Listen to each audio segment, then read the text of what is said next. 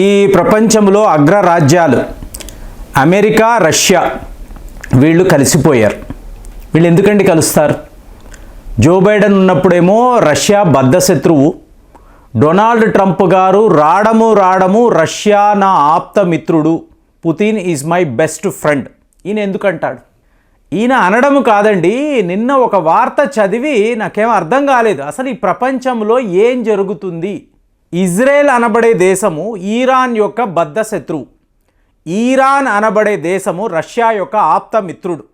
So మొన్న United నేషన్స్లో Russia వాళ్ళ దండయాత్ర, యుక్రెయిన్పై దండయాత్ర, సో దీని మీద ఒక తీర్మానము తీసుకురావాలి అని చెప్పేసి మీకు యూరోప్కి సంబంధించిన నాయకులు ప్రకటించారు. సో ఇందులో ఇజ్రాయెల్ వాళ్ళు రష్యాకు సపోర్ట్గా ఓటేశారు. అంటే అమెరికా వాళ్ళు రష్యా చేసింది కరెక్టే అని అన్నారు. ఇజ్రాయెల్ వాళ్ళు ఏమన్నారు? అవును రష్యా వాళ్ళు కరెక్ట్ అయిన పనే చేశారు. ఎవరైనా నమ్ముతారా? అంటే మరి ఇప్పుడు ఇరాన్ పరిస్థితి ఏంటి? సడన్గా ఇజ్రాయెల్ రష్యాతో కలిసిపోతే ఇరాన్ ఏం చెయ్యాలి? ఇదంతా మీరు గమనించారు అనుకోండి. గత 4 ఏళ్ల నుంచి భారత్ చేస్తున్న ఒక అతి గొప్ప ఎఫర్ట్ ఏంటి అంటే చైనాను ఐసోలేట్ చేయడం. అంటే నువ్వు నా పొలిమేర్లలోకి వచ్చి నీ సైన్యముతో వచ్చి నన్ను బెదిరించావు, సో నేను నిన్ను క్షమించను, నువ్వు చేసిన పనిని మర్చిపోను. Modi will not forget and forgive. So నీకు పడాల్సిన శిక్ష పడే తీరుతుంది. ఏంటండి ప్రేమ్ గారు, అమెరికా రష్యా అంటున్నారు, ఇజ్రాయెల్ అంటున్నారు, ఇరాన్, ఫైనల్గా చైనా అంటున్నారు. అంటే ఈ వ్యవహారము ఎంత డీప్గా ఉంది అంటే మీరు 2వ ప్రపంచ యుద్ధం యొక్క తీరును గమనించారు అనుకోండి. ఇప్పుడు నేను ఏం మాట్లాడుతున్నానో అర్థమవుతుంది. ఈ అమెరికా, రష్యా, యూకే, ఫ్రాన్స్ వీళ్ళందరూ కలిసి జర్మనీని ఓడించారు. జర్మనీని అథఃపాతాళానికి వీళ్ళు తొక్కివేశారు. ఇవాళ కూడా జర్మనీ అంటే ఒక అగ్రరాజ్యము. ఈరోజు జర్మనీ గురించి ఎవరు పెద్దగా మాట్లాడుకోరు. ఓకే, జీడిపిలో టాప్ 5లో ఉన్నారు. అయినా కూడా ఒకప్పుడు హిట్లర్ ఉన్నప్పుడు జర్మనీ ఈ ప్రపంచంలో అతి శక్తివంతమైన దేశం. ఆ ట్యాగ్ పోయింది కదా. సో అలాగే వీళ్ళు అందరూ కలిసి జర్మనీని దెబ్బకొట్టారు. మరి ఇవాళ మీరు చూడండి, డొనాల్డ్ ట్రంప్ గారు ఎందుకు ఈ రష్యాకు సపోర్ట్గా నిలబడుతున్నారు అంటే రష్యా చైనాను విడగొట్టాలి. అంటే చైనా ప్రభావం రష్యాపై ఉండకూడదు. ఇది 2020 చైనా వాడు మన మీదకి వస్తున్నప్పుడు మనము వేసిన ఒక స్ట్రాటజీ. ఏదో ఒక రకంగా ఈ చైనాను ఐసోలేట్ చెయ్యాలి. ప్రపంచము చైనాతో ఉండే ఈ ట్రేడ్ డీలింగ్స్ని తగ్గించుకోవాలి. ఒక స్టేజ్లో వాళ్ళు ఒక క్రైసిస్లో పడిపోవాలి. సో ఇప్పుడు అమెరికా, రష్యా కలిసిపోయారు అనుకోండి, రష్యా చైనాకు దూరం అయిపోతుంది. మరి భారత్ ఏం చేస్తుంది? రష్యాతోనూ స్నేహము, అమెరికాతోనూ స్నేహం. మన ఆప్త మిత్రుడు ఇజ్రాయెల్, ఇవాళ ఇజ్రాయెల్ కూడా రష్యాతో కలిసిపోయింది. మీరు ఆలోచించారంటే క్లియర్గా ఒక ప్లాన్ ఉంది. ప్లాన్ ప్రకారమే ఇదంతా జరుగుతూ వస్తుంది. దీనికి డొనాల్డ్ ట్రంప్ గారి యొక్క ఈ సహాయం అనే అనాలి. ఎందుకంటే అతనికి ఉన్న ప్రాబ్లం ఏంటి? చైనా అనే తన ప్రాథమిక శత్రువు. ఎలాగైతే మనకు చైనా ఎనిమియో అమెరికాకు కూడా చైనానే ఎనిమి. కాబట్టి చైనాను దెబ్బ కొట్టాలి. వాడు ఎక్కడ అమెరికా దరిదాపుల్లోకి రాకూడదు అంటే రష్యాను మనతో కలుపుకోవాలి. ఇదే డొనాల్డ్ ట్రంప్ యొక్క ప్లాన్. కాబట్టే మీకు ఓవెల్ ఆఫీస్లో, వైట్ హౌస్లో జెలెన్స్కీ వస్తే అంత దారుణంగా అవమానించడం కాదు. ఏంటి నువ్వు ఉత్తునే పుతిన్ అంటావు? పుతిన్ అంత తప్పు ఏం చేశాడు? నువ్వు చేసిన తప్పేంటి?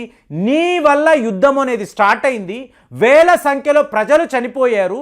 అది మాట్లాడకుండా పుతిన్ ఇలా చేశాడు, పుతిన్ అలా చేశాడని మాట్లాడతావేంటి? ముందు ఇది మాట్లాడే అర్హతే నీకు లేదు. వైట్ హౌస్లో నిన్ను ఇన్వైట్ చేయడం అనేది మేము చేసిన తప్పు. పిలిచాము, గౌరవప్రదంగా మాట్లాడుతున్నావా? కనీసం ఒక థ్యాంక్స్ కూడా నువ్వు చెప్పలేదు. నువ్వు ఏం నాయకుడివి? ముందు వెళ్ళిపో అంటే రష్యాకు ఓపెన్గా మీడియా ముందు డొనాల్డ్ ట్రంప్ సపోర్ట్గా మాట్లాడుతున్నారు. ఇది వింటున్నప్పుడు పుతిన్కి ఎలా ఉంటుంది? ఎంత ఆనందంగా ఉంటుంది. అబ్బా, అమెరికా నా బద్ధ శత్రువు ఇవాళ నాతో స్నేహము చెయ్యాలి, వాళ్ళ అధ్యక్షుడు నాతో ఉంటున్నాను, పుతిన్ అంటే నాకు చాలా ఇష్టము, బెస్ట్ ఫ్రెండ్ అని చెప్తున్నారు అంటే ఎంతో ఆనందంగా ఉంటుంది. కారణం ఏంటి? ఈ జియో పాలిటిక్స్ ఏంటి? చైనాను దెబ్బ కొట్టాలి. సో మనము కూడా ఇదే పనే చేస్తూ వస్తున్నాం. సైలెంట్గా గత 4 ఏళ్ల నుంచి అమెరికాతోనూ క్లోజ్గా ఉంటున్నాము, రష్యాతోనూ మన ఫ్రెండ్షిప్ని డెవలప్ చేస్తున్నాం. ఇవాళ ఇజ్రాయెల్ కూడా కలవడము అనేది ఒక బంపర్ ఆఫర్ లాంటిది. మనం ఏదైతే అనుకున్నామో అదే జరిగింది. కానీ ఇంతకు మించి ట్విస్ట్ ఆఫ్ ద టేల్ చూసారో అనుకోండి, మొన్న మాట్లాడాను, యూరోప్ యూనియన్కి సంబంధించిన వాళ్ళ కమిషన్ యొక్క ప్రెసిడెంట్ ఊర్జులా అనబడే మహిళ, ఈవిడ భారత్కు వచ్చారు. వస్తున్నప్పుడు 27 మంది కమిషనర్స్ను తీసుకొని వచ్చారు. మోదీ గారిని కలిశారు. అయ్యా, మేము మీతో కలిసిమెలిసి వ్యాపారం చేయాలనుకుంటున్నాము, ఫ్రీ ట్రేడ్ అగ్రిమెంట్ కూడా వేసుకుందాము.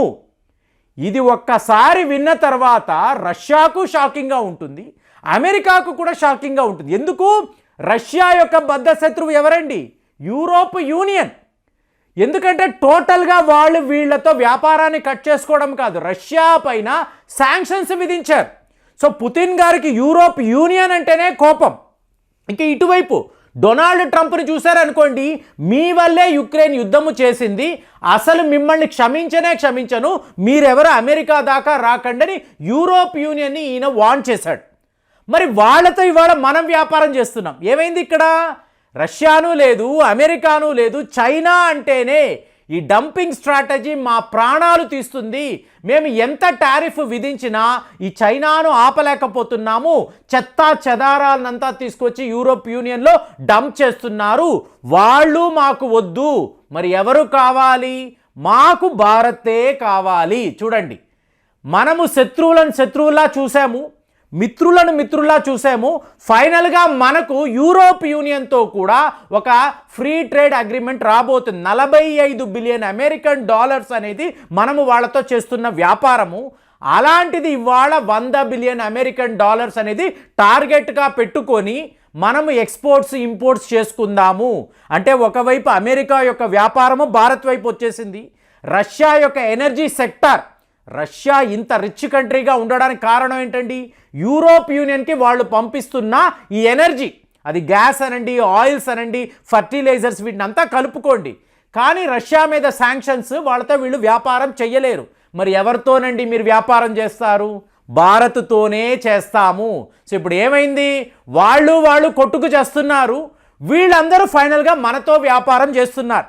ఇదే నేను బిగినింగ్ నుంచి 2020 నుంచి ఇదే నేను మాట్లాడుతున్నాను.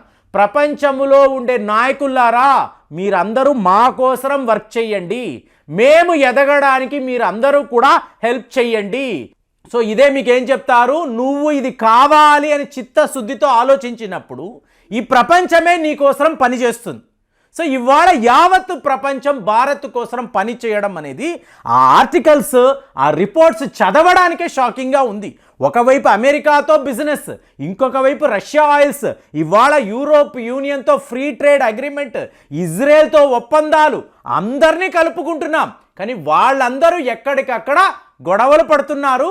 ఫైనల్గా జర్మనీకి ఏం జరిగిందో చైనాకు కూడా ఇదే జరగబోతుంది. చైనాతో వ్యాపారము చేయడానికి ఏ ఒక దేశము కూడా రెడీగా లేదు. So next 5 to 10 years China పతనము ఖాయము. భారత్ దీని వైపే తన అడుగులు వేస్తుందనేది క్లియర్గా ఈ రిపోర్ట్స్ బట్టి మనకు తెలుస్తుంది. మరి చైనా పతనాన్ని కోరుకోవాలంటే ఇంతంత పెద్ద స్ట్రాటజీస్ మీరు వర్కౌట్ చేయాలి. ఇలాంటి ఒక వ్యూహము ఎప్పుడో తెలుస్తుంది.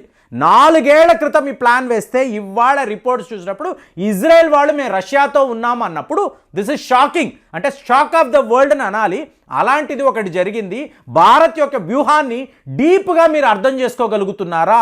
ఎంత లోతుగా వెళితే ఇన్నిన్ని విషయాలలో మనము ఇన్నిన్ని దేశాలను, అగ్ర దేశాలను కలుపుకుంటూ మనం విజయం సాధిస్తున్నాము.